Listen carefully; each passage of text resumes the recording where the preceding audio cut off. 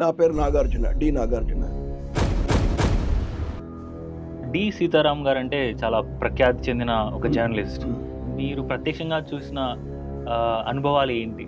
ఆయన నుంచి మీరు ఏం నేర్చుకున్నారు? ఆయన దగ్గర నుంచి నేను నేర్చుకుంది ఏమిటంటే, ముందు ధైర్యం, తర్వాత నిజాయితీ. ఒకసారి పివి నరసింహారావు గారే ఆయన అడిగాడు, ఏమయ్యా సీతారాం, నువ్వు పెన్నులో ఏం పోసుకొని రాస్తుంటావు, అంత ధైర్యంగా రాయగలుగుతున్నావు అని. అంటే ఆయన అనేది ఏంటంటే, పెన్నులో ఏమైనా నీళ్ళు పోస్తే ఏమైనా రాస్తున్నావా, పెన్నులో ఏంటి అని అలా అడిగాడు ఆయన. నిజాం చనిపోయాడన్న విషయం వార్త తెలియాలి, కంపల్సరీగా వెరిఫై చేసుకోవాలి. నిజాం డెడ్ బాడీ చూస్తే కానీ ఆయన డిక్లేర్ చేయలేడు ఆయన పోయారని. అప్పుడే అక్కడ ఆ ప్యాలెస్లో కింగ్ కోటిలో అక్కడి నుంచి ప్యాలెస్లో న్యూస్ రావట్లేదు, ఆయన పోయాడని మటుకు వచ్చింది. వీళ్ళకి తెలుసు ఏమిటంటే అన్రిలయబుల్ సోర్సెస్. సో బట్ ఆయన తెలియాలి కదా, అంటే ఎట్లా అక్కడేమో అంత ప్రొటెక్టెడ్గా ఉండింది ఆ రోజుల్లో, ఎవరు రానిచ్చేవాళ్ళు కాదు. ఈయన రిపోర్టర్గా చేసిన ధైర్యం ఏంటంటే, గోడకు వచ్చేసి ప్యాలెస్లోకి వెళ్ళి ప్యాలెస్లోకి వెళ్ళి స్వతహాగా చూశాడు. ఒక డెడ్ బాడీ అక్కడ చూశాను ఆయన నిజాం గారు పోయినట్టు తెలిసింది. మళ్ళీ బయటకు వచ్చి ఆ వార్తను ఆయన కన్ఫర్మ్గా ఇచ్చారు. అంటే ఆ రోజుల్లో ఉండే అథెంటిసిటీ, ఆ రోజుల్లో వెరిఫికేషన్ అలా చేసేవాళ్ళు, కళ్ళారా చూస్తేనే. కంచికచర్ల, నందిగామ దగ్గర కంచికచర్లలో కొంతమంది ఎస్సీలని తగలబెట్టారు. సో ఆ న్యూస్ రిపోర్ట్ చేశారు. మినిస్టర్ కోపం వచ్చింది. ఆ న్యూస్ వాళ్ళని కాకుండా ఈ న్యూస్ రిపోర్ట్ చేసిన వాళ్ళు కూడా తగలబెట్టాలన్నట్టుగా అన్నాడు, అటాక్ చేయాలని. అది పెద్ద దుమానం లేపేసింది, పెద్ద గొడవ అయిపోయింది. అప్పుడు ఇందిరాగాంధీ గారు ప్రైమ్ మినిస్టర్ జగజీవన్ రామ్ దగ్గరికి పోయింది, పార్లమెంట్లో కూడా క్వశ్చన్ రైజ్ చేశారు. తర్వాత ఆయన రాసిన స్టోరీని కూడా వాళ్ళు ట్యాంక్ బండ్ కాపీలను తీసి పడేశారు, రాకుండా చేయాలని. బట్ దట్ అప్పుడు చాలా పాపులర్ అయింది, ఆయన చాలా పాపులర్ అయ్యాడు. ఆయన పాపులర్ అయ్యారు, కానీ దానికి పరిణామాలు కూడా ఆయన పాపం అనుభవించాల్సి వచ్చింది.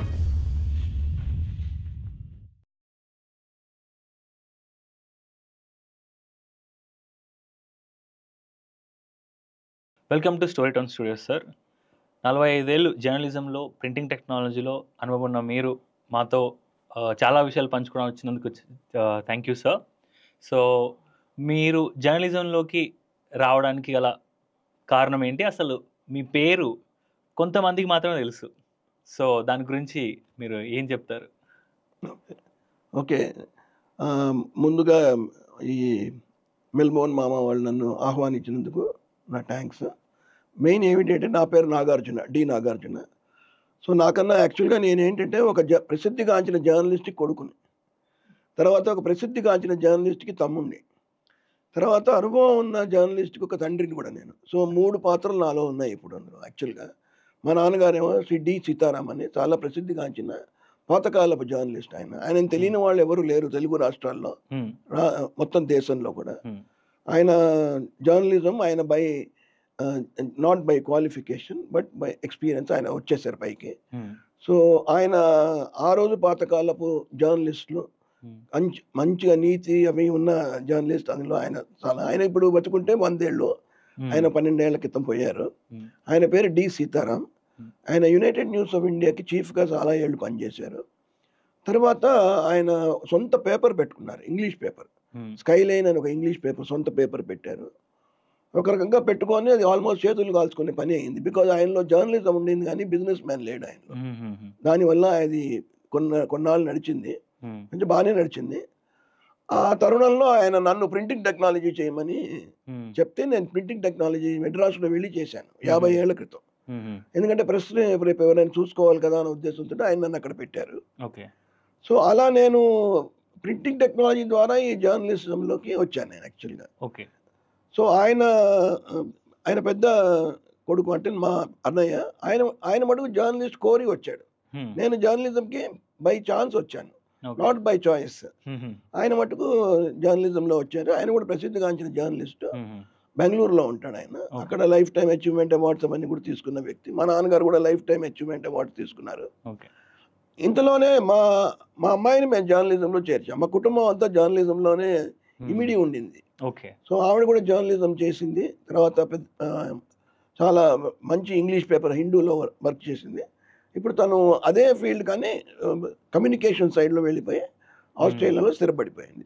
సో అలా మా అమ్మాయి, మా అన్నయ్య, మా తండ్రి వీళ్ళందరూ జర్నలిస్ట్. మా కుటుంబం ఒక జర్నలిస్ట్ అయ్యేసరికి మేము ఒక జర్నలిస్ట్ కుటుంబం నుంచి వచ్చాము యాక్చువల్గా. ఓకే. సో నేను బై ఛాన్స్ వచ్చాను జర్నలిజంలోకి. ఓకే. బై చాయిస్ అయితే ప్రింటింగ్ టెక్నాలజీ వెళ్ళాను. ఓకే. ప్రింటింగ్ టెక్నాలజీ కూడా బై చాయిస్ అనకూడదు. యాక్చువల్గా ఎంబీబీఎస్ చేద్దాం అనుకున్నాను. ఓకే. డాక్టర్ అవుదాం అనుకొని ప్రింటర్ అయ్యాను. సో అది ఎవరిది విధి నిర్ణయం అది. సో అలా నేను ప్రింటింగ్ టెక్నాలజీలో వచ్చాను. మెడ్రాస్కి వెళ్ళి ప్రత్యేకంగా చదువుకున్నాను. ఆ రోజుల్లో మనకి ఇక్కడ లేదు డిప్లొమా చదవడానికి. ఆ రోజుల్లో 3.5 సంవత్సరాల డిప్లొమా అక్కడ మెడ్రాస్లో చదువుకున్నాను నేను. ఓకే. అది అనమాట. అది నా actual little background of that. Sir, D Sitaram garu అంటే చాలా ప్రఖ్యాతి చెందిన ఒక జర్నలిస్ట్. ఆయన పేరు చాలాసార్లు వినడం జరిగింది. మీరు ప్రత్యక్షంగా చూసిన అనుభవాలు ఏంటి? ఆయన నుంచి మీరు ఏం నేర్చుకున్నారు? ఆయన దగ్గర నుంచి నేను నేర్చుకుంది ఏమిటంటే ముందు ధైర్యం, తర్వాత నిజాయితీ. And is very strict. ఆ విషయంలో ఆయన చాలా స్ట్రిక్ట్. కాంప్రమైజ్ అవ్వడు. కొడుకుని ఇంకా వేరే వాళ్ళని ఈక్వల్ గా చూస్తాడు ఆయన. కొడుకు అంటే ప్రత్యేకత లేదు. ఫ్యామిలీ కుటుంబాలు మెంబర్స్ కానీ బయట వాళ్ళని అందరూ ఒకటేగా చూస్తారు. ప్లస్ ఆయన సామాజిక న్యాయం చాలా పర్టికులర్ గా ఆ విషయంలో చాలా పోరాడారు కూడా ఆయన యాక్చువల్గా. సో ఆయన చాలా ధైర్యం ఆయన. సరే ఎంత ధైర్యం అంటే ఒకసారి పివి నరసింహారావు గారే ఆయన అడిగాడు, ఏమయ్యా సీతారాం నువ్వు పెన్నులో ఏం పోసుకొని రాస్తుంటావు, అంత ధైర్యంగా రాయగలుగుతున్నావు అని అడిగాడు. సో ఆయన అంటే ఆయన అనేది ఏంటంటే పెన్నులో ఏమైనా బీరు పోసి ఏమైనా రాస్తున్నావా, పెన్నులో ఏంటి అని అలా అడిగాడు ఆయన. అంటే ఈయన చెప్పేవారు అప్పుడు క్లియర్ కట్గా, నేనేం లేదు, నా ధైర్యం నా మొండి ధైర్యం తప్ప నాకు వేరే ఏమీ లేదు. ఆయన ఎక్కువ చదువుకోపోయినా ఇంగ్లీష్ ఆ రోజుల్లో బ్రిటిషర్స్ తోటి ఉన్నారు కాబట్టి ఇంగ్లీష్ తొందరగా పికప్ చేసుకున్నారు. సో ఇంగ్లీష్లోనే రాసేవాళ్ళు. ఇన్ఫాక్ట్ తెలుగులో ఆయన అంత గ్రేట్ కాదు. తెలుగు ఇంగ్లీష్ పేపర్ ఇంగ్లీష్కే రాసేవాళ్ళు ఆయన. ఆయన అలా ఒక బులెటిన్ అనే పేపర్కి పనిచేశారు. తర్వాత United news of India news ఏజెన్సీకి పనిచేశారు. మోస్ట్ ఆఫ్ ద టైం ఆయన రిపోర్టర్ గానే పనిచేశారండి చాలా. ఆ తర్వాత వివిధ పేపర్లకు రావటం మొదలెట్టారు. పేట్రియాట్ అని, స్టేట్స్మెన్ అని, హిందుస్థాన్ టైమ్స్కి, ఇక్కడ లోకల్ పేపర్స్కి అన్నిటి కూడా ఆయన డెక్కన్ క్రానికల్ అయితే ఎడిటర్గా కూడా ఉన్నారు ఆయన. చివరి రోజుల్లో అంతా ఆయన చేశారు అక్కడ. సో ఆయన ఏమిటి అంటే మెయిన్ ఆయన చాలా ఛాలెంజింగ్ పర్సన్ ఆయన. నిజాం చనిపోయాడన్న విషయం వార్త తెలియాలి, కంపల్సరీగా వెరిఫై చేసుకోవాలి. నిజాం డెడ్ బాడీ చూస్తే కానీ ఆయన డిక్లేర్ చేయలేడు ఆయన పోయారని. అప్పుడేమో అక్కడ ఆ ప్యాలెస్ లోంచి కింగ్ కోటిలో అక్కడి నుంచి ప్యాలెస్ లో న్యూస్ రావట్లేదు. ఆయన పోయాడని మటుకు వచ్చింది వీళ్ళకి తెలుసు, త్రూ ఏమిటంటే అన్రిలయబుల్ సోర్సెస్. సో బట్ ఆయన తెలియాలి కదా అంటే ఎట్లా అక్కడేమో అంత ప్రొటెక్టెడ్ గా ఉండింది ఆ రోజుల్లో, ఎవరు రానిచ్చేవాళ్ళు కాదు. ఈయన రిపోర్టర్ గా చేసిన ధైర్యం ఏంటంటే గోడ దూకేసి ప్యాలెస్ లోకి వెళ్ళాడు. ప్యాలెస్ లోకి వెళ్ళి స్వతహాగా చూశాడు ఆయన ఒక డెడ్ బాడీని అక్కడ చూశాడు ఆయన. ఆయన నిజాం గారు పోయినట్టు తెలిసింది ఆయన. మళ్ళీ బయటకు వచ్చి ఆ వార్తను ఆయనకు కన్ఫర్మ్ గా ఇచ్చారు. అంటే ఆ రోజుల్లో ఉండే అథెంటిసిటీ, ఆ రోజుల్లో వెరిఫికేషన్ అలా చేసేవాళ్ళు కళ్ళారా చూస్తేనే. ఆ రోజుల్లో ఏం లేవు కదండి, కెమెరాలు లేవు, సీసీటీవీలు లేవు, ఏం లేవు. ఇదే ఆయన ఈ రిపోర్టర్ గా ఆయన చేసింది ఇది అనమాట. అది ఒకటి మెయిన్ ఆయనలో ఉన్న అది. ఇప్పుడు కూడా జర్నలిజం స్కూల్స్ లో చాలా మంది ఆ ఇన్సిడెంట్ రిఫర్ చేస్తుంటారు. అన్ని జర్నలిజం స్కూల్స్ లో ఈ ఇన్సిడెంట్ చెప్తుంటారు. అంటే వెరిఫికేషన్ అంటే ఏంటి, అథెంటిక్ గా చెప్పాలి అంటే ఏంటంటే మన కళ్ళారా చూస్తేనే బెటర్. అది చెవులారా వింటే కాదు, కళ్ళారా ముందు మనం చూసావా లేదా ఆ నిజం ఏంటనేది ఆయన అటువంటి హీ వాజ్ వెరీ పర్టికులర్ అప్పుడు ఆ ట్రూత్ విషయంలో. అది ఒకటి. ఇంకొక ఇన్సిడెంట్ ఏమిటంటేనేమో ఒక మినిస్టర్ తోటే డైరెక్ట్ గా పోరాడారు ఆయన ప్రెస్ కాన్ఫరెన్స్ లో. ఆయన కంచికచర్ల నందిగామ దగ్గర కంచికచర్లలో కొంతమంది ఎస్సీని తగలబెట్టారు. సో ఆ న్యూస్ రిపోర్ట్ చేశారు ఈయన. మినిస్టర్ కోపం వచ్చింది. ఆ న్యూస్ వాళ్ళనే తగలబెట్టకో కాకుండా ఈ న్యూస్ రిపోర్ట్ చేసిన వాడిని కూడా తగలబెట్టాలన్నట్టుగా అన్నాడు, అటాక్ చేయాలన్నట్టుగా. అది పెద్ద దుమానం లేపేసింది, పెద్ద గొడవ అయిపోయింది. అప్పుడు ఇందిరాగాంధీ గారు ప్రైమ్ మినిస్టర్ జగజీవన్ రామ్ దగ్గరికి పోయింది, పార్లమెంట్ లో కూడా క్వశ్చన్ రైజ్ చేశారు. తర్వాత ఆయన రాసిన స్టోరీని కూడా వాళ్ళు ట్యాంక్మండ్ లో కాపీలన్నీ తీసి పడేశారు రాకుండా చేయాలని. బట్ దట్ అప్పుడు చాలా పాపులర్ అయింది, ఆయన చాలా పాపులర్ అయ్యాడు. ఆయన పాపులర్ అయ్యారు కానీ దానికి పరిణామాలు కూడా ఆయన పాపం అనుభవించాల్సి వచ్చింది. Somewhere around 66 if I'm correct, year కరెక్ట్గా గుర్తులేదు. అప్పుడు ఏమైందంటే ఆయన్ని he was moved upwards and outwards.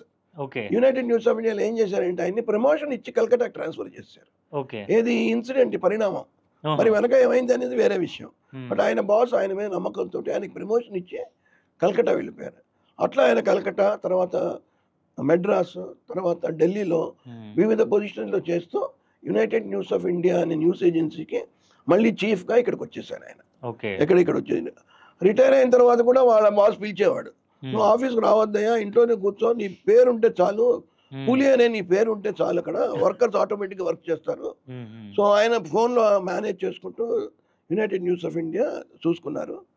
ఆ తర్వాత క్రానికల్లో ఆయన ఎడిటర్గా చేశారు, డెక్కన్ క్రానికల్ హైదరాబాద్లోనే. అప్పుడు ఈయన ఆయన చంద్రశేఖర్ రెడ్డి గారు ఉండేవారు, తర్వాత ఆయన కొడుకు వెంకటరామిరెడ్డి.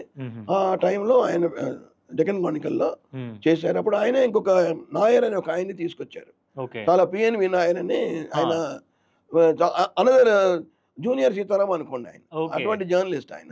ఆయన తీసుకొచ్చారు. ఈయన తర్వాత ఇది రిటైర్ అయిపోయి ఈయన మళ్ళీ ఆయన మా మదర్ పోయిన తర్వాత ఇంకా ఆయన వాళ్ళ సొంత ఊరు మట్టపల్లి అనే ఊరు ఉంది హుజూర్ నగర్లో, అక్కడికి వెళ్ళిపోయారు. అక్కడ టెంపుల్ వాళ్ళు ఏదో ఒక ల్యాండ్ ఇచ్చారు, అక్కడ ఆశ్రమం లాగా ఆయన ఒక్కడే ఉండేవారు. ఆయన ఎవరితోటి ఉండరు. ఆయన చాలా ఇండిపెండెంట్. ఎలా జర్నలిజంలో ఫ్యామిలీలో కూడా అలాగే, ఆయన ఎవరి మీద డిపెండెంట్ ఉండడు, సొంతంగా వండుకుంటూ అట్లా ఒక 7-8 ఏళ్ళు ఆయన అక్కడే ఉన్నారు. మట్టపల్లి అనే చిన్న ఊర్లో on the banks of Krishna river. అక్కడే ఉండేవారు. అక్కడే ఉండి అందరూ ఆయన కోసం వెళ్ళేవాళ్ళు, కానీ ఆయనకి ఎక్కడికి వెళ్ళలేదు. అందరూ ఆయన సీతారాం గారిని చెప్పి ఆయన దగ్గరికి అందరూ వెళ్ళేవాళ్ళు, మినిస్టర్లు కానీ వీళ్ళు కానీ వాళ్ళు కానీ. సో ఆయన అట్లా అక్కడ ఉండి తర్వాత ఇంకా లాస్ట్ హెల్త్ కొంచెం దెబ్బ తినేసరికి 77 ఇయర్స్ అట్లా వచ్చేసరికి ఆయన ఇక్కడికి హైదరాబాద్ తీసుకొచ్చేసాం మేము. But health was okay. But ఆయన 87 ఇయర్స్ ఇప్పుడు కాలం చేశారు. యాక్చువల్గా ఏమి ప్రాబ్లమ్స్ లేదు. ఆయన చక్కగా మాట్లాడుతూ ఆయన కనుమూసారు. ఇప్పుడు ఆయన బతుకుంటే ఈ సంవత్సరం ఆయనకు 100 ఏళ్ళు, 100 ఇయర్స్ సెంటినరీ యాక్చువల్గా ఇది ఇప్పుడు ఆయనది. సో అది మా నాన్నగారి చరిత్ర అండి యాజ్ అ జర్నలిస్ట్. ఇంకా చాలా ఉన్నాయి, ఇన్సిడెంట్ జ్ఞాపకం రావట్లేదు, అవి వస్తే చెప్పచ్చు సార్. అయితే ఇందులో నాకు క్వశ్చన్ ఏంటంటే, అది మీరు ఒక మసాకర్ జరిగింది రిపోర్ట్ చేసినందుకు కంచికచర్లలో ఎస్సీలని తగలబెట్టినందుకు రిపోర్ట్ చేసినందుకు మంత్రి గారు కోపపడ్డారని. అయితే ఇక్కడ ఒక మోరల్ క్వశ్చన్ అంటే ఇప్పుడు ఇద్దరు మతస్థులు వేరు మతస్థులు కొట్టుకున్నప్పుడు మనం ఈ మతం వాళ్ళు కొట్టుకున్నారని రిపోర్ట్ చేయడం వల్ల నిజంగా అంటే కలహాలు చెలరేగే ప్రమాదం ఉంది కదా. మోరల్ గా మీరు ఎలా చూస్తారు దాన్ని కప్పిపుచ్చడం మేలా, లేదంటే ఉన్నట్టు రాయడం మేలా? Very good. ఇప్పుడు మన థియరీలో బాగా చదువుతూ ఉంటాం జర్నలిజంలో, ఏమేనంటే నార్మల్గా ఐడెంటిటీ చేయొద్దు ఇది. కానీ ఇక్కడ ఏమిటంటే ఇది ఇది ఇది ఇది చిరకాలం నడుస్తున్న డిస్క్రిమినేషన్ పర్టికులర్లీ బలహీన వర్గాల మీద, ఎస్సీలు ఎస్టీల మీద జరుగుతున్నది ఇది యాక్చువల్గా. సో అప్పుడు ఆయన కులం మీద ఎక్కువ చెప్పకుండా ఇన్సిడెంట్ రిపోర్ట్ చేయడం వేరు. ఇన్సిడెంట్ ఇది అయింది, who what why where when అని మనం ఏదో అంటుంటాం కదా జర్నలిజంలో, వాటికి ఆన్సర్స్ బట్టికే ఆయన ఇచ్చాడు.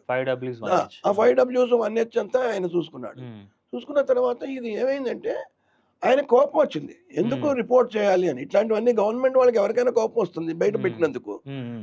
ఇప్పుడు చూస్తుంటే ఇంకా ఘోరం. అప్పుడైతే ఇంకా అట్లీస్ట్ వాళ్ళు గవర్నమెంట్ టాలరెంట్ గా ఉండేది అప్పుడు. సో వాళ్ళు కొంచెం చాలా డిస్టర్బ్ అయినప్పుడు ఆ మినిస్టర్ గారు ఆ మాట అన్నందుకు ఈయన కూడా ఆగ్రహించారు, మీరు మమ్మల్ని ఎందుకు అంటారు, మిమ్మల్ని అనాలి, మీరు మంత్రులు ఇట్లా మీరు ఇలా చేసి ఇల్ ట్రీట్ చేశారు, మేము రిపోర్ట్ చేసిన వాళ్ళని అసలు చేయకూడదు కదా, మళ్ళీ మళ్ళీ పునరావృతం కాకూడదు అనే ఉద్దేశంతో మేము రిపోర్ట్ చేస్తామని. ఆయనకు అంత సపోర్ట్ రాలేదు. మళ్ళీ వేరే జర్నలిస్ట్ తప్పుకుని పోయారు. ఆయన అన్నారా ఇట్లా అన్నారా అని చెప్పేసి కొంచెం తప్పుకుని, కానీ ఈయన మాట నమ్మి ప్రజల్లో కూడా చైతన్యం వచ్చి పెద్ద గొడవ అయింది, పార్లమెంట్ దాకా పోయింది. అప్పుడు even Indira Gandhi interfered in this matter. అప్పుడు మీరు చరిత్ర చూస్తే తెలుస్తుంది అనమాట. Okay sir, thank you so much sir. That was so insightful about the Sitaram garu. చాలా మందికి తెలియకపోవచ్చు, బట్ ఇలాంటి పాడ్కాస్ట్ల ద్వారా చాలా మంది పర్సనాలిటీని బయటికి తీసుకురావడమే మాకు ముఖ్య ఉద్దేశం. అయితే సార్, మీరు ప్రింటింగ్ టెక్నాలజీలో వర్క్ చేశారు. బేసిక్గా ఈ కాలంలో అసలు నేనైతే వినలేదు, even though I'm coming from the journalism, printing టెక్నాలజీలో ఒక కెరీర్ ఉందని తెలియదు. అసలు what is this printing technology? అంటే ఓన్లీ న్యూస్ పేపరేనా, ఇంకేమైనా వస్తాయి అందులోకి? యాక్చువల్గా సింపుల్ డెఫినేషన్ ఉందండి ప్రింటింగ్కి.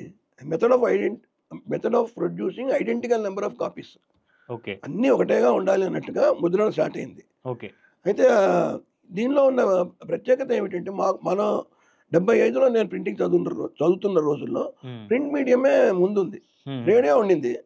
తర్వాత అప్పుడప్పుడే టీవీ రావటం మొదలెట్టింది, టీవీ కూడా రావటం మొదలెట్టింది. కానీ ప్రింట్ మీడియా మటుకు తిరుగు లేకుండా ఆల్మోస్ట్ 1997, 2000 వరకు తిరుగులేని మీడియం ఆఫ్ కమ్యూనికేషన్ ప్రింట్. పుస్తకాలు కానీ ఏదైనా కానీ. ఇంకేంటంటే ఈ రోజు కూడా ఇదే ప్రింట్ ఉంది అనమాట.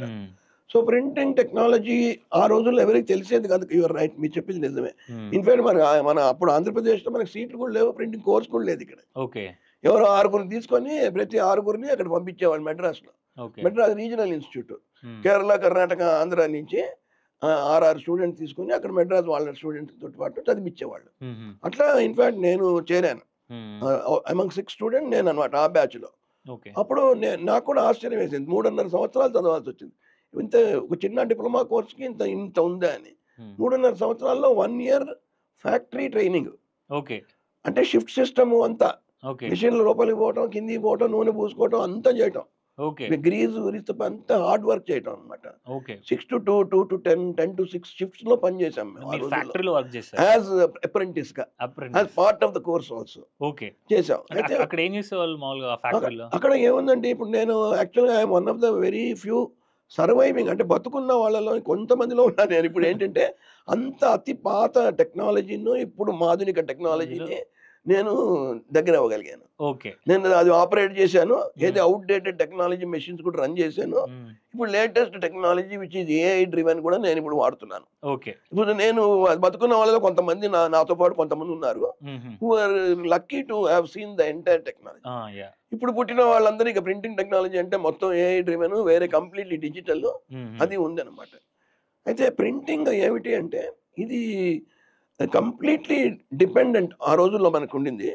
ఇప్పుడు కూడా ప్రింట్ మీడియం ఇంకా ఉంది, బాగా ఉంది ప్రింట్ మీడియం. ఒకటే ఏంటంటే ఇప్పుడు జర్నలిస్టులు అందరూ కూడా న్యూస్ పేపర్ల మీద నమ్మకం ఎక్కువ ఉంది వాళ్ళకి. క్రెడిబిలిటీ ఎందుకు అంటే మీరు న్యూస్ పేపర్లో జర్నలిస్ట్ ఏం చేస్తారంటే చెకింగ్ చేస్తారు, డబల్ చెకింగ్ చేస్తారు, వెరిఫికేషన్ చేస్తారు. ఒకరోజు లేట్ అయినా పర్లేదు కానీ వెరిఫికేషన్ చేసి చాలా బాధ్యతగా ముద్రిస్తారు. బాధ్యతగా ముద్రిస్తారు కాబట్టి ఈ రోజు కూడా ప్రధానమంత్రి కూడా ఎడిటోరియల్ చూస్తారు. ప్రధానమంత్రికి కూడా అక్కడ ఎడిటోరియల్ క్లిప్పింగ్స్ ఇస్తారు వాళ్ళు. ఓకే, ఆయనకి ఎప్పుడైనా క్లిష్ట పరిస్థితుల్లో ఉన్నప్పుడు ఆయన ఏం చేస్తారంటే, అచ్చా ఈ పేపర్లు ఏం రాసాయి ఈ టాపిక్ మీద, దీని మీద ఏమంటున్నారు వీళ్ళు, మణిపూరే ఉందనుకుందాం, మణిపూర్ గురించి ఏమంటున్నారు పేపర్ వాళ్ళు, అసలు ఏంటి అంటే ఆ ప్రింట్ అనేది దాని మీద ఉన్న క్రెడిబిలిటీ. ఆ రోజుల్లో బిలీవబిలిటీ అంటాం, కంప్లీట్ గా ఆ రోజు అంత ఉండేది అనమాట, నమ్మకం అనేది. అది ఈ రోజు కూడా ఉందండి, ఈ రోజు కూడా ఉంది. ఈ రోజు కూడా వాషింగ్టన్ పోస్ట్, న్యూయార్క్ టైమ్స్ అంటాం, ఫాక్స్ ఉంది, సిఎన్ఎన్ ఉంది, ఒప్పుకుంటాను. కానీ న్యూస్ పేపర్స్ మటుకు కంపల్సరీగా న్యూయార్క్ పోస్ట్ కానీ, న్యూయార్క్ టైమ్స్ కానీ, వాషింగ్టన్ పోస్ట్ కానీ, లండన్ టైమ్స్ కానీ, మన ఇండియాలో ఉన్న అన్ని పేపర్లు కూడా ఉంటాయి అన్నమాట.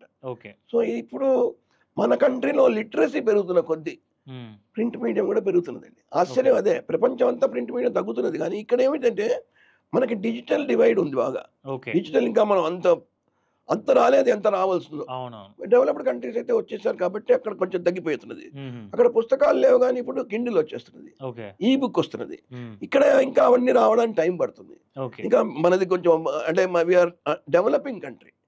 సో ఇక్కడ మనకేమిటి అంటే మనం ఒక పక్కన బులక్ కార్ట్ ఉంది, మళ్ళీ మనకి ఇస్రో వాళ్ళు పంపించే రాకెట్స్ కూడా ఉన్నాయి. మనకి ఇవి రెండు మంచిగా నడుస్తూ ఉన్నాయి. మనకి అక్కడ అట్లా లేదు, వాళ్ళకి డైరెక్ట్ గా అవే ఉన్నాయి. ఇప్పుడు స్టార్ లింక్ అంటాడు ఎలాన్ మస్క్, అక్కడ అది అనమాట. ఇక్కడ ఏంటంటే రెండు నడుస్తున్నాయి కాబట్టి ప్రింటింగ్ కూడా నడుస్తూ ఉన్నది ఇప్పుడు రైట్ నౌ.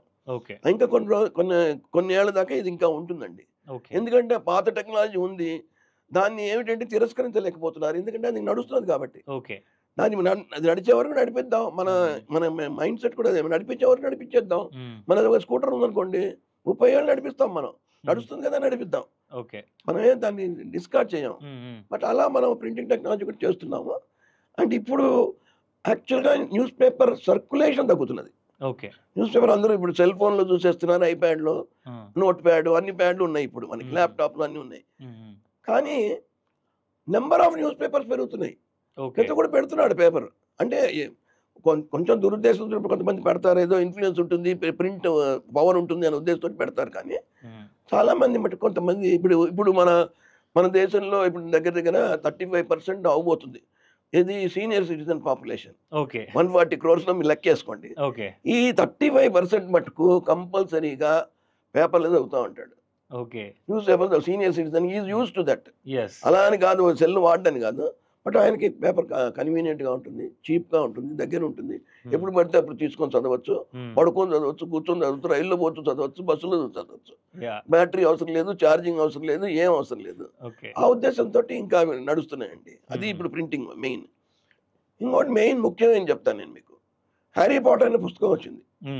పుస్తకం అది ప్రింటెడ్ బుక్. మీరు నమ్ముతారా నమ్మరో, అది ప్రింటింగ్ అయ్యి బయటకు వచ్చినప్పుడు లండన్లో ఒక 5 కిలోమీటర్స్ క్యూ ఆ పుస్తకం కొనడానికి. మరి అన్నీ ఉన్నాయి కదా, పుస్తకం ఎందుకు కావాలి ఇప్పటికీ? హ్యారీ పాటర్ వచ్చి కొన్ని ఏళ్ళే ఎందుకు బుక్ కావాలి అంటున్నారు. ఎందుకంటే cheapest medium of communication, permanent medium of communication, convenient to read at our pace. 2 పేజీలు చదువుతాం, పక్కన పెట్టేస్తాను, మళ్ళీ చదువుతాను. అది వాళ్ళు డిజిటల్ది కంపేర్ చేసుకుంటూ చూసిన తర్వాత కొన్ని అడ్వాంటేజ్ సీనియర్ సిటిజన్స్కి అయిపోయింది. ఓకే. బట్ ఇప్పుడు ఈ మిలీనియల్స్ అని కొత్తగా పుడుతున్నారు చూడండి, వాళ్ళకి మటుకు ఇది పడదు. ఎందుకంటే వాళ్ళు పుట్టుకతోటే డిజిటల్ సెల్ ఫోన్, 2 ఏళ్ల కుర్రాడు సెల్ ఫోన్ చూసేస్తున్నాడు ఇప్పుడు. సో వాడికి తెలియదు ఇప్పుడు. బట్ అట్లాంటి వాళ్ళకు కూడా ఇప్పుడు పుస్తకాలు మళ్ళీ అలవాటు చేస్తున్నారు. ఓకే. ఇప్పుడు మీకు లేటెస్ట్ న్యూస్ ప్రకారంగా ఈ 10 రోజుల క్రితమే స్వీడన్ చెప్పింది. ఓకే. స్వీడన్ పెద్ద రీసెర్చ్ చేసింది. ఏమని చేసింది? స్క్రీన్ టైం, రీడింగ్ టైం పిల్లల్ని పెట్టింది ఎగ్జాంపుల్గా. 3 ఏళ్ల పిల్లాడి నుంచి 12 ఏళ్ల వరకు పిల్లల వరకు ఈ 9 ఏళ్ళు గ్యాప్, ఈ 9 ఏళ్ల గ్రోత్లో పిల్లవాడికి ఏంటి స్క్రీన్ టైం మీద రీడింగ్ టైం అంటే పుస్తకం, స్క్రీన్ టైం అంటే సెల్లో, ల్యాప్టాప్, కంప్యూటర్. దీని మీద రీసెర్చ్ చేసి 10 రోజుల క్రితమే నేను చూసాను న్యూస్. ఏమిటంటే వాళ్ళు ఒక బడ్జెట్ ఎలొకేట్ చేశారు, డిజిటల్ ఎలొకేషన్. దాన్ని మొత్తం తీసుకెళ్ళి ప్రింటింగ్ ఎలొకేషన్ చేశారు బడ్జెట్. తీసుకెళ్ళి ఇంకా బుక్సే ప్రింట్ చేయండి మీరు, పిల్లలకి no screen time, give them reading time. ఇది ఎందుకు అంటే మళ్ళీ సైకాలజిస్టులు, డాక్టర్లు, న్యూరాలజిస్టులు ప్లస్ టీచర్స్ వీళ్ళందరూ ఏమంటున్నారంటే పుస్తకం నుంచి చదివిన తర్వాత మెమరీ ఎక్కువసేపు ఉంటున్నది దాన్ ఫ్రమ్ ద డిజిటల్ మీడియా. ఇది నిర్ధారణ అయిపోయింది. అది ఎంతవరకు మనకి సక్సెస్ అవుతుందో మనకు తెలియదు.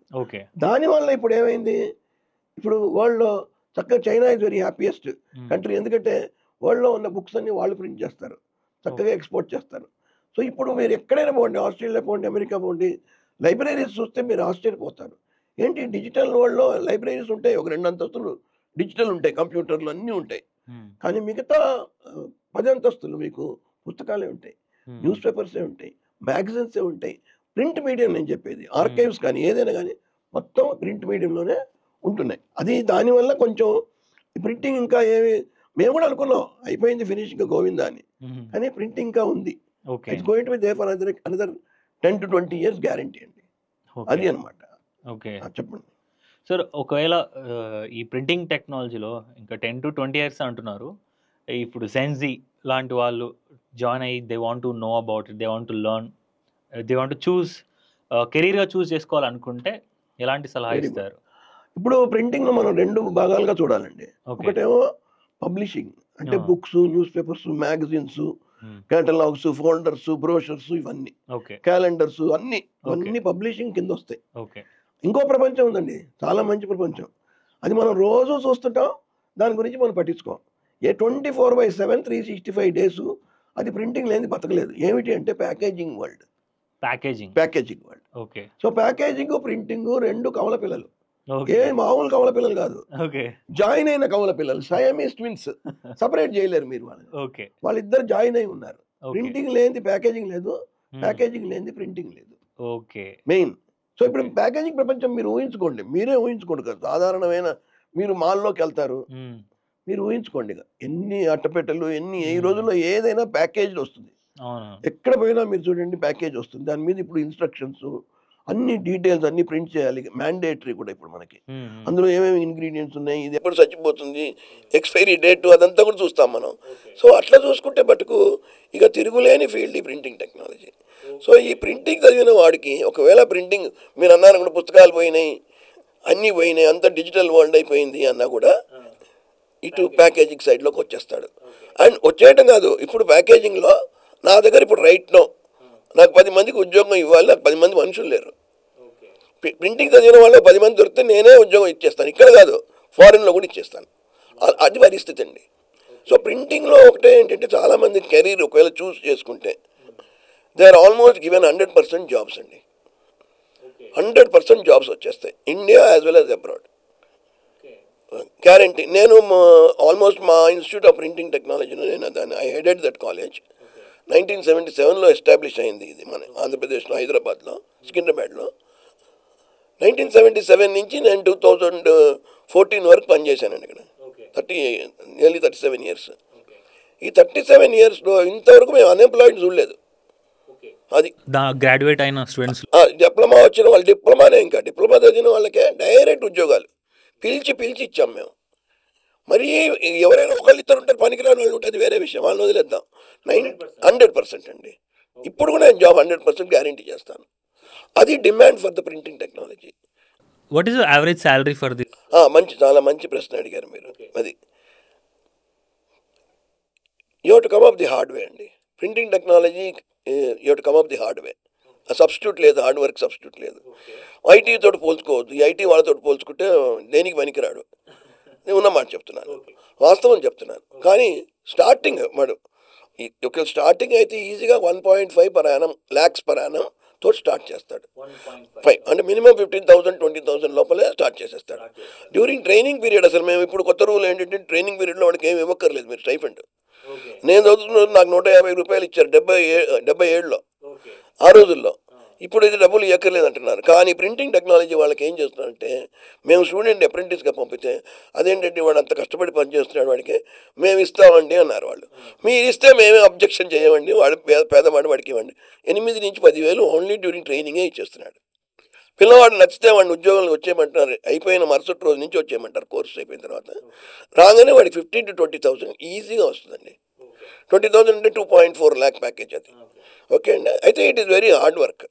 అయితే ఇది ప్రింటింగ్ అనేది ఏంటంటే ఆర్ట్, క్రియేటివిటీ తోటి ముడిపడి ఉంది. ఇది సృజనాత్మకత చాలా ఇంపార్టెంట్. ఇది డిజైనింగ్ అని, మన ఫాంట్ వాడటం కానీ, ఫోటోగ్రాఫ్స్ చేయటం కానీ, కింద క్యాప్షన్ వేయటం కానీ, మీరు ఎలా అన్ని ట్రిక్స్ టీవీలో చూపిస్తారో అవన్నీ ట్రిక్స్ ప్రింట్ మీడియాలో కూడా చూపిస్తాం, particularly advertisements.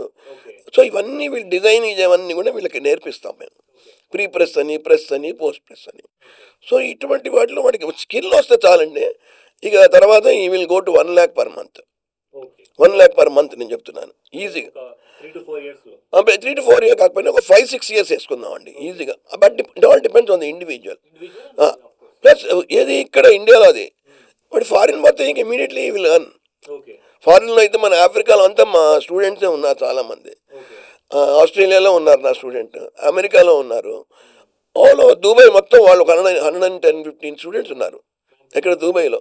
They are all earning. In fact సొంత ఫ్యాక్టరీలు పెట్టుకున్నారు, సొంత ప్రెస్సులు పెట్టుకున్నారు. ఇక్కడ కీనియాలో, ఉగాండాలో, టాంజానియాలో సొంత ప్రెస్సులు పెట్టుకొని వాళ్ళు ఉపాధి కల్పిస్తున్నారు అక్కడ. సో అక్కడ ఒక స్టూడెంట్, మా స్టూడెంట్కి ఒకటికైతే పద్మశ్రీ టైప్ ఈక్వలెంట్ అవార్డు కూడా ఇచ్చారు అక్కడ, బిజినెస్ పెట్టినందుకు, అక్కడ వాళ్ళకి ఎంప్లాయ్మెంట్ ఇచ్చినందుకు. సో మీరు ప్రింటింగ్ టెక్నాలజీ అనేసరికి జాబ్ అవెన్యూస్ బాగా ఉన్నాయండి. చాలామందికి తెలియదు ఏంటండి ప్రింటింగ్ అని చెప్పి. మీకు ఒక మంచి ఎగ్జాంపుల్ చెప్తాను నేను. ఒక ఊరు ఉంది రావినూతల అని, ఒంగోలు దగ్గరే అది. ఓకే, రావినూతల అని చిన్న పల్లెటూరు అండి అది. మీకు ఇంకా బాగా చెప్పాలంటే ఈ గిరిబాబు సినిమా యాక్టర్ ఆయన ఊరు అది. ఓకే, ఆ ఊరు రావినూతల నుంచి ఒకళ్ళిద్దరు చేరారు ప్రింటింగ్ టెక్నాలజీ. అప్పుడు ఇక్కడ ఆంధ్ర మన యునైటెడ్ ఉంటాయి కదా, వాళ్ళకి చేరంగానే ఉద్యోగాలు వచ్చేసాయి. ఇక ఆ ఊరు ఏం చేసిందంటే, వాడికి ఉద్యోగం వచ్చింది కాబట్టి మా పిల్లలను కూడా అక్కడ పంపుతా అని అట్లా వాళ్ళు 20 ఏళ్ల నుంచి బ్యాచెస్ పంపిస్తూనే ఉన్నారండి. ఆ రావినూతల నుంచే 55 మంది ఉన్నారు మాకు స్టూడెంట్స్. వెల్ సెటిల్డ్ అబ్రాడ్, ఇక్కడ కాదు, well settled abroad, India, everywhere, all over India అనమాట. అందుకని రావినూతల బ్యాచ్ అని మేము పెట్టాము ఒకటి. రావినూతల బ్యాచ్ ఇస్ దట్ అనమాట. సో అంటే ఏంటంటే by word of mouth popular అయిపోయింది కోర్సు. అట్లా ఇప్పుడు మాకు 77 నుంచి ఇంకా రన్ అవుతుంది. ఇప్పుడు కూడా ఇంకా రన్ అవుతుంది. ఇప్పుడు కూడా నేను అప్పుడప్పుడు వాళ్ళకి గెస్ట్ లెక్చర్స్ ఇస్తున్నాను యాక్చువల్గా నేను. ఓకే, అదే అండి. అంటే సార్ ఇంటర్మీడియట్ తర్వాత జాయిన్ అవ్వలేదు? Very good. లేదండి, ఇది ప్యూరీ పాలిటెక్నిక్ ఎంట్రన్స్ తోటి 10th తర్వాత చేర్పించేయచ్చు. పాలిటెక్నిక్ ఎంట్రన్స్ రాయాలి. ఎంట్రన్స్ రాసిన తర్వాత దాని ప్రకారం మాకు రిజర్వేషన్ అవి ఉంటాయి, దాని ప్రకారం సీట్లు దొరుకుతాయి. ఇంకోటి ఏంటంటే ఈ ప్రింటింగ్ ఉట్టి డిప్లొమాతో సరిపుచ్చుకోకర్లేదు, దీనికి ఫర్దర్ డిగ్రీ కూడా చేసుకోవచ్చు. బీటెక్ ఇన్ ప్రింటింగ్ కూడా ఉంది, అన్నా యూనివర్సిటీ కొన్ని యూనివర్సిటీలో ఉన్నాయి. ఓకే, ఎంటెక్ ఇన్ ప్రింటింగ్ ఉంది, ఎంటెక్ ఇన్ ప్రింటింగ్. ఇంకా మీకు ఫర్దర్ చెప్తా, పిహెచ్డి ఇన్ ప్రింటింగ్ కూడా ఉంది. సో ఇప్పుడున్న లెక్చరర్స్ కానీ ప్రొఫెసర్స్ కానీ డాక్టరేట్స్ ఇన్ ప్రింటింగ్ టెక్నాలజీ వాళ్ళు ఉన్నారు, చాలామంది ఉన్నారు ఇప్పుడు. So that is the present status of printing technology. అది ఇప్పుడు ప్యాకేజింగ్ టెక్నాలజీతో కూడా ముడిపడి ఉంది అనమాట. సో ప్యాకేజింగ్ వాడు వీళ్ళు లేకుండా ఉండలేడు, వీడు వాళ్ళు లేకుండా ఉండలేడు. మీకు ఒక అట్టపెట్టు కావాలి, కేక్ బాక్స్ కావాలంటే దాని మీద ప్రింట్ ఉండాలి కదా, కంపల్సరీగా మీ నీడ్ టు ప్రింట్, అట్లా అనమాట. అంటే సార్ పాలిటెక్నిక్ కాకుండా డిగ్రీ తర్వాత చేరడానికి ఏమైనా అవకాశం ఉందా? ప్రైవేట్ ఇన్స్టిట్యూషన్స్ ఏమైనా ఉన్నాయా? ప్రైవేట్ అండి ఇక్కడ లేవు, కానీ మనకి మెడ్రాస్లో అక్కడ ఉన్నాయి ప్రైవేట్ ఇన్స్టిట్యూట్స్, హర్యానాలో ఉన్నాయి private universities where they are teaching university. Private institute ఒకటి మెడ్రాస్లో Salesian institute of graphic arts అని ఉంటుంది, అది ప్రైవేట్, అది అట్లా ఉంది. సో ఇది స్టూడెంట్స్కి ఒకవేళ ఆంటర్ప్రెన్యూర్గా ఈ ప్రింటింగ్ స్టార్ట్ చేయాలంటే చాలా మంచి ప్రశ్న అది. ఎందుకంటే ఇట్లా నియర్లీ హైదరాబాద్లోనే ఈ డిప్లొమా చదివిన వాళ్ళు అట్లీస్ట్ ఒక 500-600 మంది ఎంటర్ప్రెన్యూర్స్ అయ్యారు, ఎంఎస్ఎంఈలు పెట్టుకున్నారు, హ్యాపీగా వర్క్ చేసుకుంటున్నారు వాళ్ళు. అయితే కష్టపడాలండి. 24 hours రన్ చేసే ప్రింటింగ్ ప్రెస్లు కూడా ఉన్నాయి ఇక్కడ ఇప్పుడు మన దగ్గర. బుక్స్ ప్రింట్ చేస్తున్నారు వాళ్ళు, చాలా ప్రింట్ చేస్తున్నారు, బుక్స్ కానీ కమర్షియల్ ప్రింటింగ్ కానీ ఇప్పుడు ఇవి కూడా ఉంటాయి చూడండి, మన ప్యాకేజింగ్ కానీ లేబుల్స్, స్టిక్కర్స్, ఇవన్నీ కూడా వాళ్ళు ప్రింట్ చేస్తారు, కార్టన్స్, ఇవన్నీ కూడా ప్రింట్ చేసేవాళ్ళు చాలామంది. అంటే ఒక మన ఏపీలో మొత్తం కలుపుకుంటే 2 స్టేట్లో కలుపుకుంటే ఒక 500-600 మంది ఎంటర్ప్రెన్యూర్స్ ఉన్నారండి, సొంతగా పెట్టుకొని సక్సెస్ఫుల్ అయిన వాళ్ళు. సక్సెస్ స్టోరీస్ చాలా ఉన్నాయి, చాలా ఉన్నాయండి. సార్ ఇప్పుడు ఆంటర్ప్రెన్యూర్స్ ఒకవేళ కొత్తగా స్టార్ట్ చేయాలంటే ప్రింటింగ్ ప్రెస్ ఎంత ఖర్చు అవుతుంది, రిటర్న్స్ ఎన్ని రోజుల్లో రాగలుగుతాయి?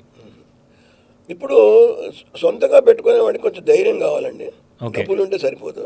ఓకే, కొంతమంది డబ్బులు ఉన్నాయి ధైర్యం లేదు, ఓకే, కొంచెం డబ్బులు ఉన్నాయి నాలెడ్జ్ లేదు, కొంతమంది దగ్గర నాలెడ్జ్ ఉంటుంది డబ్బులు ఉండవు. ఓకే, ఓకే, ఇవి రెండింటిని మనం క్లబ్ చేయాలి, ఓకే, అప్పుడే మేము ప్రెస్ బాగా నడుస్తుంది.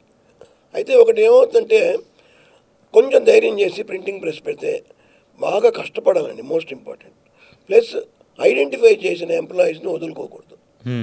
ఎప్పుడు ఐడెంటిఫై చేసి వాళ్ళ ఎంప్లాయీస్ దగ్గర పెట్టి వాళ్ళు మంచిగా చూసుకుంటే, వాళ్ళు కమిట్ అయ్యి లాయల్గా ఉండిపోతే మటుకు అదొకటి నెంబర్ 1. ప్లస్ వాళ్ళు ఈ ప్రెస్ పెట్టే ముందే కొంచెం ఈ కస్టమర్ ఎవరు మార్కెటింగ్ కొంచెం నేర్చుకోవాలండి, మార్కెటింగ్ గురించి తెలుసుకోవాలి. ఎట్లా నేను మార్కెటింగ్ చేయగలను, ప్రింటింగ్ ప్రెస్ పెట్టినంత మాత్రాన వాళ్ళంతా వాళ్ళు ఏం రారు, తండోలుగా కస్టమర్స్ మనం ఎలా ట్యాప్ చేయొచ్చు, కస్టమర్స్ మనం ఏంటి కొత్తగా ఏం చూపించగలం, అది మోస్ట్ ఇంపార్టెంట్.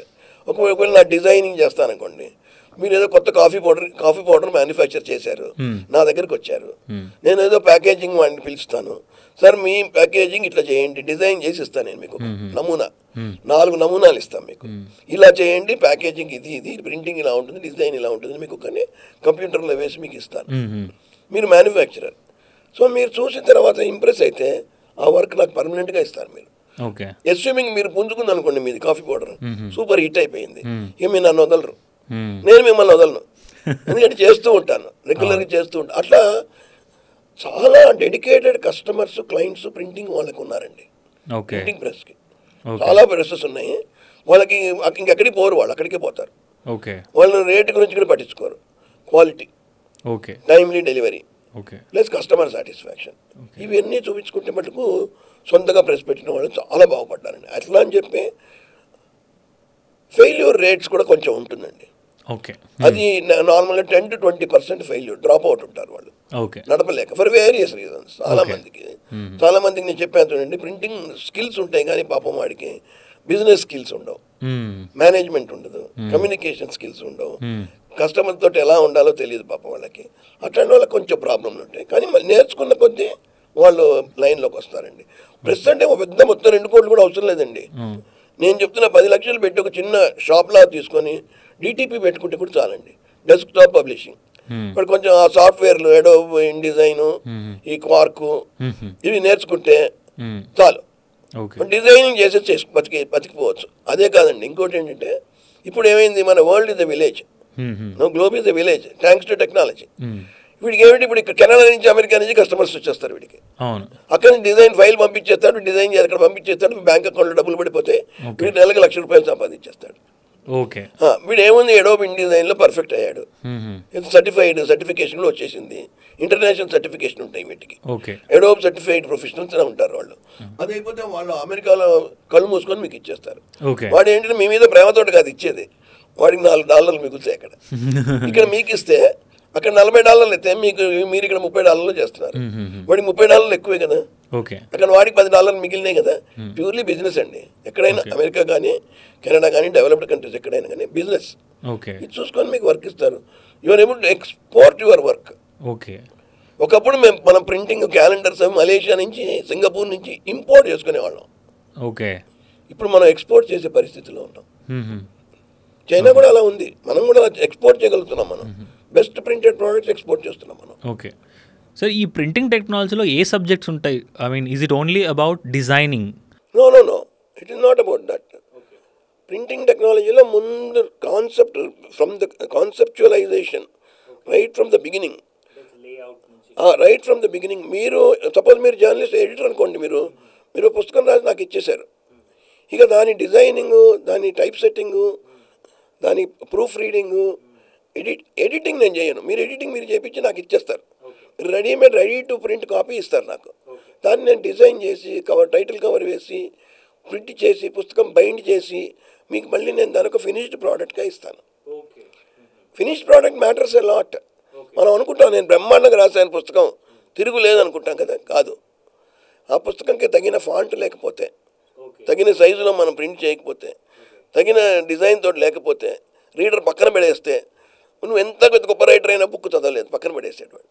సో ఒక రైటర్గా, మీరు ఒక పబ్లిషర్గా, till the end product comes, మీరు you have to depend on a printer. Printer అంటే is all in one. So designing work చేస్తాడు, దాన్ని మేము ప్రీ ప్రెస్ అంటాం. తర్వాత ప్రింటింగ్ యాక్చువల్ వర్క్ జరుగుతుంది, అది రియల్ స్కిల్ఫుల్ జాబ్. ఇప్పుడు machines are taking care of that. తర్వాత పోస్ట్ ప్రింటింగ్, ఉట్టి అయిపోయింది కదా ప్రింటింగే కాదు, మళ్ళీ దాన్ని ఎలా మనం బైండింగ్ చేస్తున్నాం. నేను బుక్ ఓపెన్ చేస్తే మళ్ళీ నేను వెనక్కి వెళ్ళిపోతున్నదా, బుక్ ఓపెన్ చేసి పట్టుకోగలుగుతున్నానా, మంచిగా చదవగలుగుతున్నానా, బుక్ను పక్కన పెట్టి అట్లా ఈ బుక్ నేను ఎన్ని పేజెస్ చదవగలుగుతున్నాను. నేను కరెక్ట్ ఫాంట్ వాడితే మీరు స్ట్రెచ్ ఒక 20 పేజీలు చదివేశారండి. నేను సరైన ఫాంట్ వాడకపోతే మీరు 10 పేజీలు చూసి చదివి పక్కన పెడేస్తున్నారు. అరే అదేంటి 10 పేజీలు పక్కన పెడి, మీరేమనుకుంటారు, పాపం మీ కన్నుతో ప్రాబ్లం వచ్చిందేమో, నా కన్ను స్ట్రెయిన్ అవుతున్నా అనుకుంటారు. యాక్చువల్గా మీ కళ్ళు బాగున్నాయి, అట్లా ఏం లేదు. స్ట్రెయిన్ అయింది ఏంటంటే నేను సరైన ఫాంట్ వాడలేదు. సో దిస్ స్కిల్ మనకి ప్రింటింగ్ టెక్నాలజీలో. సో ఫాంట్ ఆల్సో రీడింగ్ కేపబిలిటీని డిసైడ్ చేస్తుంది? అబ్సల్యూట్లీ అండి. యాక్చువల్గా 2 ఫ్యాక్టర్స్ ఉన్నాయి, రీడబిలిటీ అని, లెజిబిలిటీ అని. రీడబిలిటీ అంటే ఎంత కంఫర్ట్గా మీరు చదవగలుగుతున్నారు, లెజిబిలిటీ ఏంటంటే ఎంత ఫాస్ట్గా చదవగలుగుతున్నారు. మళ్ళీ ఈ రెండింటికి ఫ్యాక్టర్స్ ఉంటాయి. మాకు టైపోగ్రాఫిక్ డిజైన్ ఒక కోర్స్ ఉంటుందండి ప్రింటింగ్లోనే, ఒక సబ్జెక్ట్. ఓకే. టైపోగ్రఫీ. ఓకే. మీకు తెలియదు, 70లో నేను చదువుకున్న రోజుల్లో లండన్ కాలేజ్ ఆఫ్ ప్రింటింగ్లో ఉట్టి టైపోగ్రఫీయే 3 ఏళ్ల కోర్స్ అండి. ప్రింటింగ్ కాదు, టైపోగ్రఫీ మీదనే. ఓకే. మీరు నమ్ముతారా, 16 అంతస్తుల building London school of printing అని ఉండేది. అందులో ప్రింటింగ్లో టైపోగ్రఫీ మీదనే అంత ఇది ఉందండి. ఇప్పుడు అహ్మదాబాద్లో ఉంది Indian institute of design, national institute of design ఉంది, అందులో టైపోగ్రఫీ ఉంది. మేము 6 months దాకా చెప్తాం ఆ సబ్జెక్ట్ ఇక్కడ. టైపోగ్రఫీ అంటేనే ఏంటి అనేది. అట్లా మనకి వేరేవన్నీ కూడా ఉంటాయి మనకి, ఫోటోషాప్లో ఫోటోగ్రాఫ్స్, ఇలస్ట్రేషన్స్, క్యాప్షన్స్ అవన్నీ కూడా అట్లా మనకు ఉంటాయి అన్నమాట. ఇక్కడ మన స్కిల్ బయటపడుతుందండి. ఇక్కడ మేము నైపుణ్యం అనేది అక్కడ వస్తుంది. By experience they become the best designers కానీ ఏమైనా కానీ దే బికమ్ అనమాట. ఓకే సార్, ఇంతకుముందు మీరు నాకు ప్రింటింగ్ టెక్నాలజీ చేసిన వాళ్ళు ఎవరైనా ఉంటే నేను జాబ్ ఇవ్వగలుగుతా అన్నారు. సో అలాంటి వాళ్ళు ఇలా పాడ్కాస్ట్ చూస్తుంటే మిమ్మల్ని ఎలా రీచ్ అవుట్ అవ్వాలి? నాది నా మెయిల్ అడ్రస్ ఉంది, నా వాట్సాప్ కూడా ఉంది, నా నెంబర్ మీకు ఇస్తాను, మీరు అది వాళ్ళకి ఇచ్చేయచ్చు, no problem about that. Okay, నా నెంబర్ ఉంది, అప్రోచ్ అవ్వచ్చు. నేను కరెక్ట్ గైడెన్స్ ఇస్తానండి వాళ్ళకి. నేను ఇప్పించేస్తానంటే డైరెక్ట్గా నా చేతిలో ఏం లేవు, బట్ నా students all over the world spread. Networking ఉంది, వెరీ గుడ్, మంచి వర్డ్ వాడారు మీరు. నెట్వర్కింగ్ పుణ్యమో నన్ను ఇంకా అడుగుతున్నారు వాళ్ళు. వీడేమో రిటైర్ అయిపోయాడు కదా, చావుకు దగ్గరలో ఉన్నాడని వదలట్లేదు వాళ్ళు నన్ను. నా స్టూడెంట్ నన్ను వదలట్లేదు. సార్ నాకు కొంచెం ఏమైనా ఇవ్వండి, మంచి వర్కర్ని ఇవ్వండి, వీళ్ళకి వీడికి కావాలి వాడికి కావాలంటే నేను రికమెండ్ చేసి పంపిస్తున్నాను. And that is the service I'm doing for all that I could get from that field అనమాట. ఓకే, అదే సార్, ఈ ప్రింటింగ్ టెక్నాలజీ నేర్చుకునాలి అనుకునే వాళ్ళకి ఎలాంటి స్కిల్స్ ఉండాలి? అదే ఇప్పుడు చెప్పాను కదా, డిజైనింగ్ స్కిల్స్ వాళ్ళకు ఉంటే వన్ క్రియేటివిటీ ఉండాలండి. Plus they should be mathematical, scientific also. ఇప్పుడు వన్ థింగ్ ఏమిటంటే లక్కీగా ఇప్పుడు ఈ రోజుల్లో టెక్నాలజీ ఒకటి ఏంటంటే సైన్స్ బ్యాక్గ్రౌండ్ ఎక్కువ ఉంది, టెక్నికల్ బ్యాక్గ్రౌండ్ బాగా వచ్చేసింది.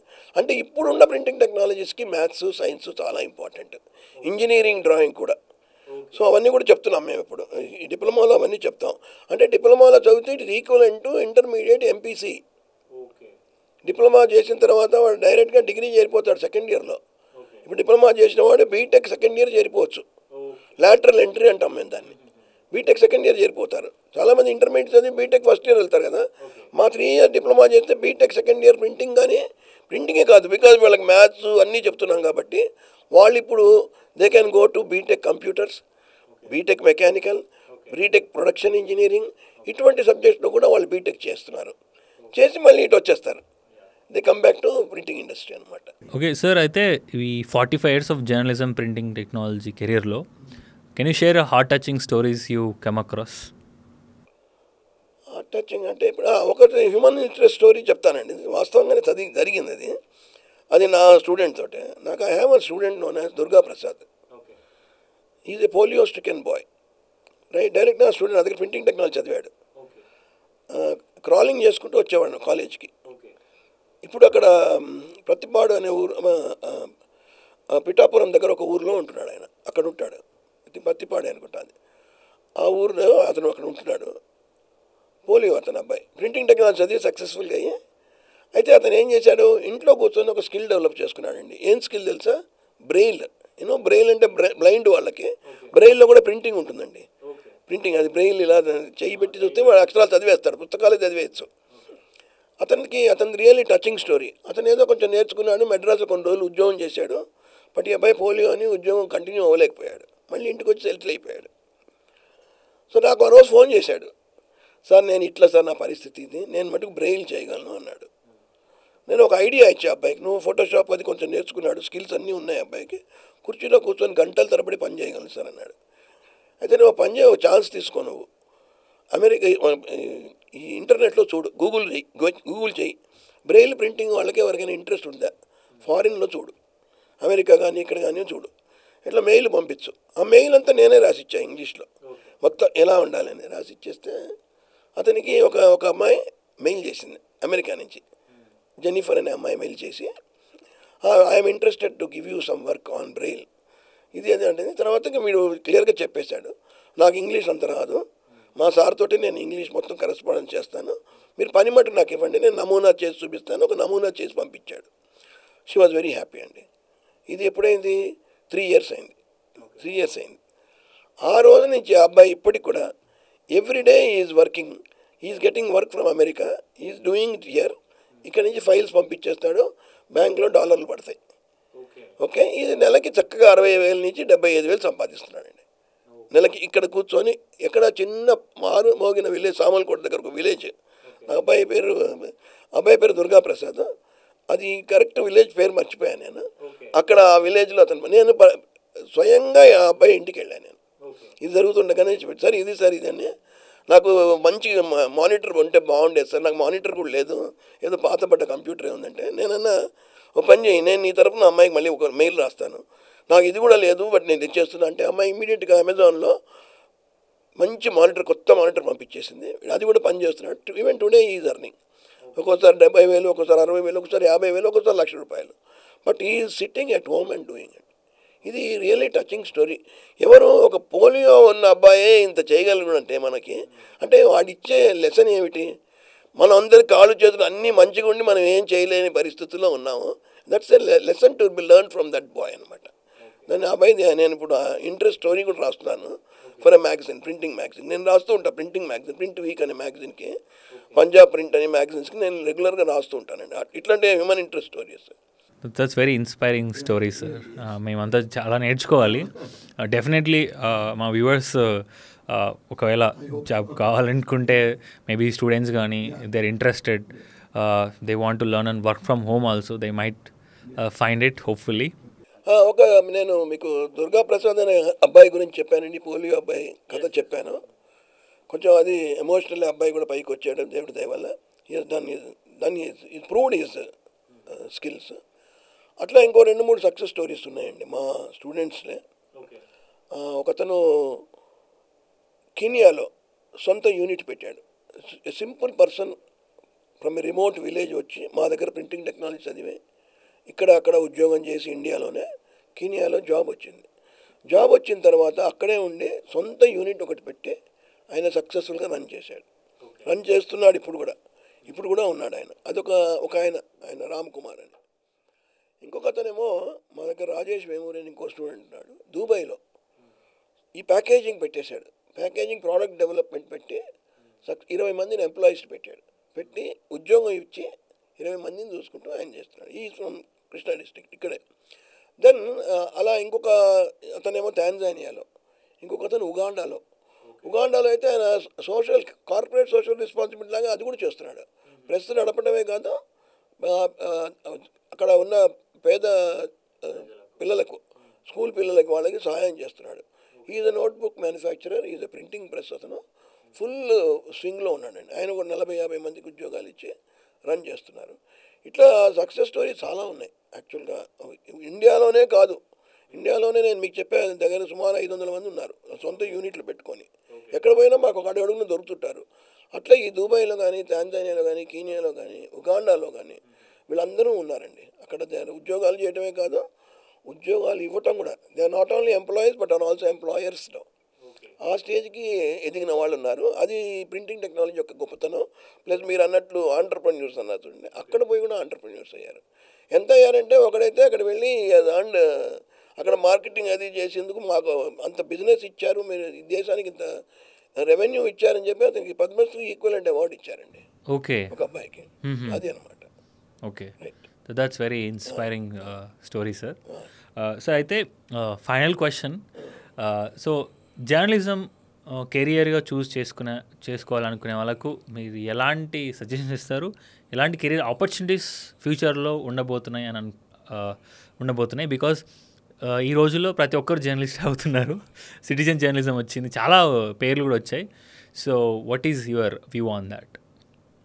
ఒకటి ఏంటంటే ఈ రోజుల్లో జర్నలిస్ట్ కొంచెం జాగ్రత్తగా ఉండాలండి. సొంతగా పెట్టుకునే కెపాసిటీ వచ్చేసింది. Technology is enabling them to start their own. ఇప్పుడు యూట్యూబ్ జర్నలిస్టులు అని ఉన్నారు, చాలామంది ఉన్నారు. అయితే దురదృష్టవశాత్తు ఈ యూట్యూబ్ జర్నలిస్ట్ అందరూ ఏమవుతున్నారంటే ఒక రకంగా, అంటే మనల్ని మనం తప్పు పట్టాలని కాదు, పాపం వాళ్ళు నిస్సహాయంగా they are not really becoming ethical YouTube journalist. అది చేయడానికి వాళ్ళకి డబ్బులు కావాలి, దీనికి కావాలి. ఉద్యోగ అవకాశాలు అంటారా? ఇప్పుడు జర్నలిజం చదివిన తర్వాత ఉట్టి జర్నలిస్టే అవ్వాలి, మీడియాలోనే పోవాలని లేదు. అయితే మీడియాలో ఉన్నాయి ఉద్యోగ అవకాశాలు. ఎలక్ట్రానిక్ మీడియాలో బాగా ఇస్తారండి. ఎడిటింగ్ సైడ్ వెళ్ళొచ్చు, మిక్సింగ్ సైడ్ వెళ్ళొచ్చు, టెక్నికల్గా కూడా కొన్ని వాళ్ళ స్కిల్స్ నేర్చుకుంటే వీళ్ళ యొక్క క్రియేటివ్ది అక్కడ వాళ్ళు ఇంప్లిమెంట్ చేయొచ్చు జర్నలిస్ట్గా, మీడియా పీపుల్గా కూడా. అయితే శాలరీస్ అంత ఉండకపోవచ్చు. It may not be as lucrative as IT field. అందరూ ఐటీ ఫీల్డ్ కంపేర్ చేస్తామండి, అది ముందు మానేయాలి. ఐటీ ఫీల్డ్లో వాళ్ళకున్న కష్టాలన్నీ సపరేట్గా ఉంటాయి. వాళ్ళకి డబ్బులు ఉంటాయి, కష్టాలు ఉంటాయి, నష్టాలు ఉంటాయి, అన్నీ ఉంటాయి. పాపం మనం అవన్నీ చూడం, వాళ్ళ శాలరీ మటుకే చూస్తాం. ఇక్కడ అట్లా కాదు. ఇక్కడ they enjoy their work. Salary తక్కువ ఉన్నాయి, ఇక్కడ వాళ్ళకి సాటిస్ఫాక్షన్ ఉంటుంది. మేము ఇది ప్రొడ్యూస్ చేయగలిగాను, నేను ఇది క్రియేట్ చేయగలిగాను, ఇక్కడ పాపులారిటీ పెరుగుతుంది వీళ్ళకి. సో మీడియాలో ఉద్యోగ అవకాశాలు అంటారా? ఉన్నాయండి. ఒకటే ఏంటంటే అదే there is no substitute for hard work. Willingness ఉండాలి, టు గో ఎక్స్ప్లోర్ చేయాలి. ఒకటే ఏంటంటే ఇక్కడ పేరెంట్స్ సపోర్ట్ ఒకటి ఉండాలి, ప్లస్ వీడికి ధైర్యం ఉండాలి. అమ్మాయి కానీ అబ్బాయి కానీ ఎక్కడ ఉద్యోగం వస్తే అక్కడికి వెళ్ళిపోవాలి. లేదు నాకు హైదరాబాదే కావాలి, ఇక్కడే ఉంటాను అంటే కాదు. If you getting a job in Guwahati you should go.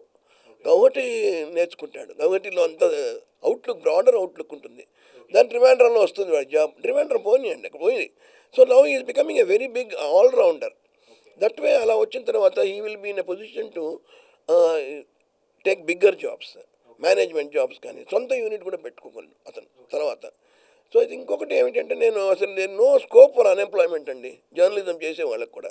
అనుకుంటా అంతమంది మీడియా ప్రొడ్యూస్ చేస్తున్నాం, ఇంతమంది మనం గ్రాడ్యుయేట్స్ ఎట్లా అంటే యూనివర్సిటీస్, కాలేజెస్ ఏం చేస్తున్నాయి, వేర్ మ్యానుఫ్యాక్చరింగ్ గ్రాడ్యుయేట్స్. ఒక ఫ్యాక్టరీలో ప్రొడ్యూస్ చేస్తున్నాం, వీళ్ళని బయటపడేస్తాం, వీళ్ళకి స్కిల్స్ ఉండవు.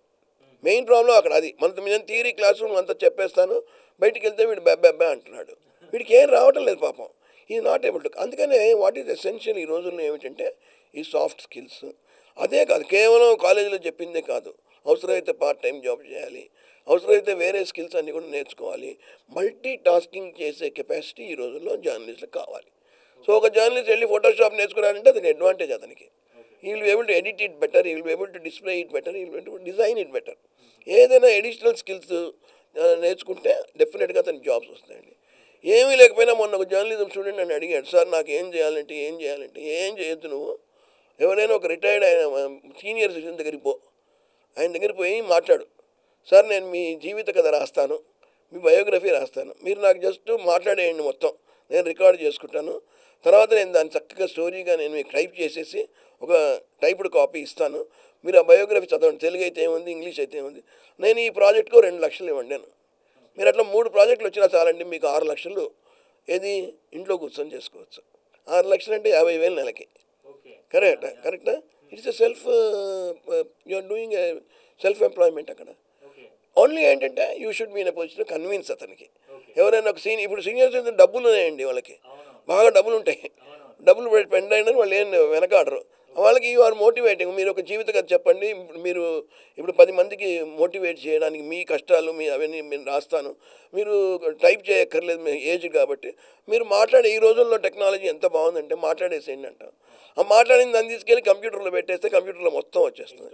నేను ఆ టెక్స్ట్ మొత్తాన్ని నేను ఎడిట్ చేసి నీట్గా చేసి దాన్ని ఫైన్ ట్యూన్ చేసి ఎడిట్ చేసి 10 మందికి చూపించి కావాలంతా చేసేసి, ఇది సార్ మీ పుస్తకం రెడీగా ఉంది తీసుకోండి, 400 పేజీల పుస్తకం ఇది, పెట్టి మనం ప్రింట్ చేద్దాం, అది అన్ని అంత ప్రింట్ చేయండి, నాకు డబ్బులు లేవు అంటే, ఎందుకు సార్ మీరు 50 కాపీలు ప్రింట్ చేద్దాం. ఇప్పుడు 50 కాపీలు ప్రింట్ చేసే సామర్థ్యం మనకు ఉంది, టెక్నాలజీ, డిజిటల్ టెక్నాలజీ ఉంది. వీడు అమెజాన్ కూడా పంపండి, 50 వాడు అమెజాన్ అమ్మి పెడతాడు, 50 కాస్త వాడు అంటాడు ఇంకో 100 కావాలి, ఇంకో 100 కావాలి, 100 కావాలి చేసుకుంటూ రీప్రింట్స్ కూడా చేసుకుంటూ రన్ చేయొచ్చు. So is able to earn. The old man is also happy, he is going to die happily that some book has come out on his name and he is able to produce. కొంచెం మనం we have to explore అండి. మనకి job కావాలి అంటే మటుకు ఆ job సంపాదించడం కూడా ఒక క్రియేటివిటీగా తీసుకోవాలి మనం. మెయిన్ థింగ్ ఏమిటంటే ఖాళీగా ఉండొద్దు from day 1 after completing the course. ఎట్టి పరిస్థితుల్లో ఖాళీగా ఉండొద్దు. లేదురా బిడ్డ నేను ఉన్నా కదా నీకు ఏం వరి అవద్దని పేరెంట్ అన్నా కూడా మీరు ఉండొద్దు.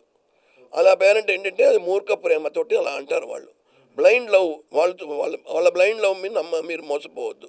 లేదు నాన్న నేను ఏదో ఒకటి చేస్తానని చెప్పి ఆయన కూడా ఎదిరించి మీరు చేయండి, తప్పకుండా ఉద్యోగాలు అక్కడ ఉన్నాయి. ఒకటే ఏంటంటే you have to only look for that slot. పక్షులు కూడా they see for a slot, they go and see. అలాగే you go and see a slot, you will get 100% వస్తుందండి. పర్టికులర్గా ఈ జర్నలిజం కానీ టెక్నికల్ అన్ఎంప్లాయ్మెంట్ అనేది ఉంటుంది, బట్ సేమ్ టైం మనం వెతికితే ఎంప్లాయ్మెంట్ వచ్చేస్తుంది. మనం వెతకాలి, ధైర్యం ఉండాలి, పోవాలి. కొంచెం ఎగుడు దిగుళ్ళు ఉంటాయి, తక్కువ శాలరీ. నేను కొంతమంది చూసా, ఏంటి సార్ ఆడిచ్చేది 10,000 అన్నా సార్, 10,000 అక్కడ 10,000 ముఖ్యం కాదు, నీకు అక్కడ చేరిన తర్వాత ఆ అనుభవం ముఖ్యం. అది ₹1,00,000 విలువ ఆ అనుభవం. ఇప్పుడు మీరు ఒక మంచి కాస్ట్లీ కెమెరా ఇచ్చారు వాడికి, 5 లక్షల కెమెరా ఇచ్చారు వాడికి, జిందగీలో 5 లక్షల కెమెరా ఎక్కడ పట్టుకోగలడు? వాడికి ఆ అనుభవం వస్తుంది. Is able to operate that. జీతం 10,000 రావచ్చు, బట్ వాడికి ఆ కెమెరా ఆపరేట్ చేసే నైపుణ్యం వచ్చిందా లేదా, దానికి మీరు ₹1,00,000 పెట్టినది రాదు మీకు. అది by work is able to learn on the ground, hands on training వస్తున్నది మీకు. వర్క్ చేస్తుండే వర్క్ ఫస్ట్ మీరు శాలరీ ఒకటి చూడొద్దు, ముందు ఆపర్చునిటీ దొరికిందో చూడండి. ఆపర్చునిటీ దొరకగానే పట్టేసుకోండి.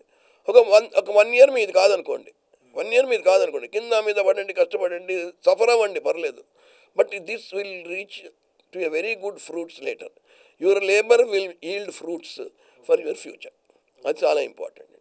అయితే సార్ మీరు ఇంతకుముందు ఒకటి చెప్పారు ప్రాజెక్ట్, ఒక రిటైర్డ్ ఐఏఎస్ ఐపీఎస్ దగ్గరికి వెళ్ళి, ఎవరైనా ఐపీఎస్ కాదు, ఎవరైనా రిటైర్డ్ పర్సన్ ఖాళీగా ఉన్నాడు, ఆయనకి లైఫ్ టైం పాస్ అయిపోతుంది. అవునవును, ఒక రకంగా యంగ్ వల్ల వచ్చాడు, నా కొడుకు ఎక్కడో అమెరికాలో ఉన్నాడు, ఎట్లీస్ట్ వచ్చాడు, టైం స్పెండ్ చేస్తున్నాడు, he will also be happy. Okay, so అంటే if you look for opportunities everywhere they are there for that. Okay, thank you so much sir, this is very inspiring. And ఇంకా నా parting message ఒకటి ఉందండి. నా parting message ఏమిటంటే ఈ ప్రస్తుతం present యూత్కి, whenever you are enjoying fruits, okay, whenever you are enjoying fruits, don't forget your roots. That is very important.